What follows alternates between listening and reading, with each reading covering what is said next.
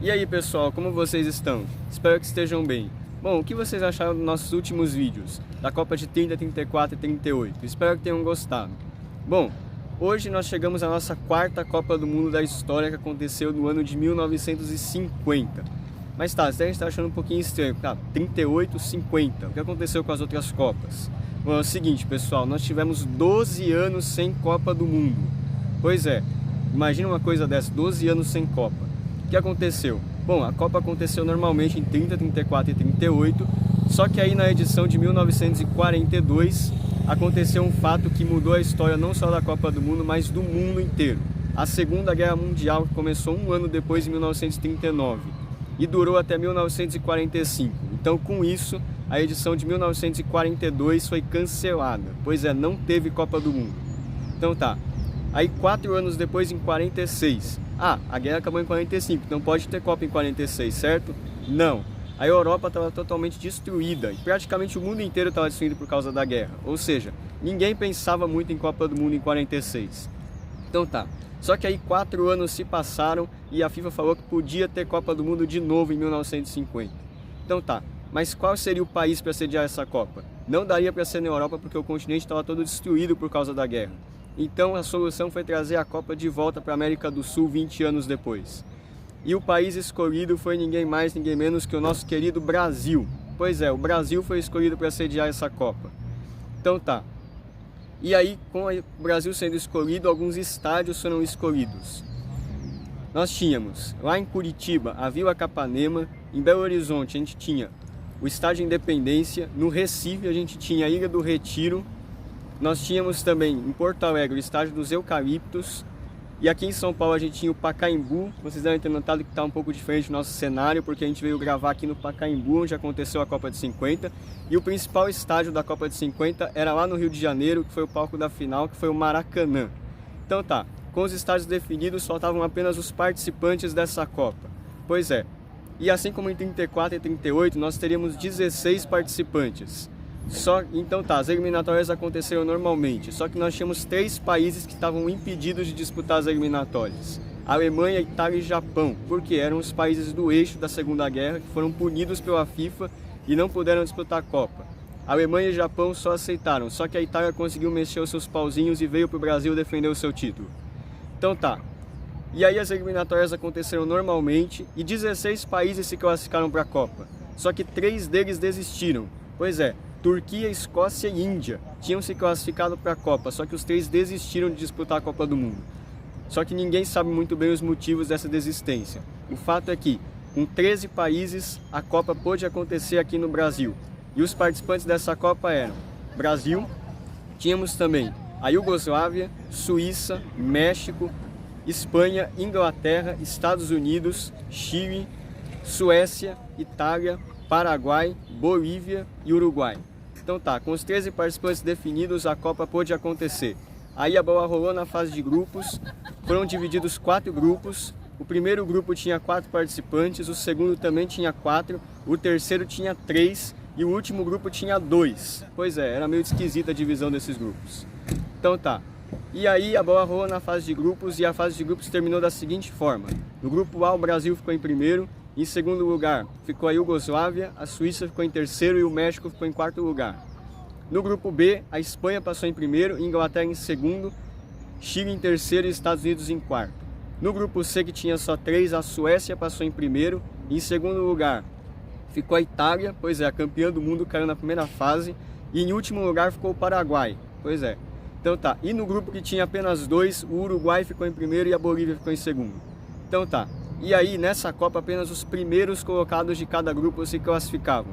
Ou seja, Brasil, Espanha, Uruguai e Suécia se classificaram para a segunda fase. E a segunda fase era um pouco esquisita, porque não tinha mata-mata. Pois é, esses quatro países foram divididos em apenas um grupo, onde os 4 jogariam entre si. E quem ficasse em primeiro seria campeão, ou seja, basicamente a Copa não teria uma final. Então tá. E aí a primeira partida da seleção brasileira foi contra a Suécia no Maracanã. E o Brasil estava inspirado, porque nessa partida o Brasil meteu nada mais, nada menos que 7-1 na Suécia. Pois é, em pleno Maracanã o Brasil dava alegria ao seu povo e vencia a Suécia por 7-1. Então tá, na outra partida o Uruguai empatou aqui no Pacaembu com a Espanha por 2-2. Então tá, no segundo jogo, na segunda rodada, o Brasil pegou a Espanha também no Maracanã. E o Brasil estava mais inspirado, porque meteu 6-1 na Espanha. Pois é, 7-1 num jogo, 6-1 no outro, tava bom. Então tá, e no outro jogo, que aconteceu aqui no Pacaembu também, o Uruguai venceu a Suécia por 3-2. Então tá, chegávamos na última rodada nessa seguinte situação. O Brasil tinha 4 pontos, o Uruguai tinha 2, a Espanha tinha 1 e a Suécia estava zerada. Ou seja, apenas 2 seleções chegavam com chance de título, que era o Brasil e o Uruguai. E coincidentemente os dois iriam se enfrentar na última rodada. Então tá, ou seja, era basicamente uma final dessa Copa do Mundo. Então tá, só que antes desse jogo aqui no Pacaembu aconteceu a partida entre Suécia e Espanha, que foi basicamente a disputa de terceiro lugar dessa Copa. E nessa partida a Suécia venceu por 3-1 e ficou com o terceiro lugar dessa Copa, e a Espanha ficou com o quarto lugar. Então tá, e aí lá no Maracanã iria acontecer o jogo decisivo dessa Copa, que seria basicamente a final, que foi entre Brasil e Uruguai. E meu, como era pontos corridos basicamente, o Brasil só precisava empatar, que seria campeão do mundo pela primeira vez em sua casa. E o Maracanã estava lotado, mais de 100 mil pessoas foram assistir aquele jogo. Então tá, e aí a bola rolou e o Brasil saiu na frente. Ou seja, o Brasil estava sendo campeão do mundo em casa, estava conquistando seu primeiro título em casa.